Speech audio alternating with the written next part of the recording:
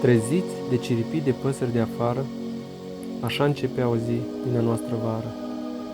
Mâncam tot ce prindeam pe masă și dispăream cu toții de acasă. Cu strigăte fluierături ne adunam în grabă, fugeam câteodată ca să scăpăm de treabă. Cu toți desculți și toți în pielea goală, nu se prindea de noi nimic, chiar nicio boală. Băgați în râu lângă izvorul vechi, ne intra apa în gură, intra apa în urechi.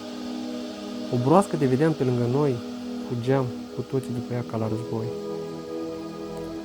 Concurs de prins de broaște și sărituri în apă, aruncături de pietre sau toate la oaltă, țipete într-una, ghiorăituri de mațe, păsări în jur ce zborul vor să înalțe.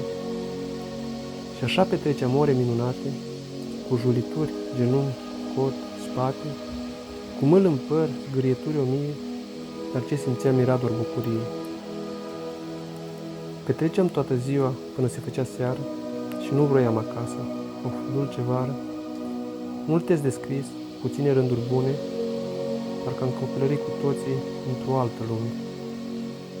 Pare de mult o vagă amintire, ce vremuri grele, dulce copilărie, o zi de mult ce în timp nu s-a uitat, e doar o zi din vara noastră la scaldat.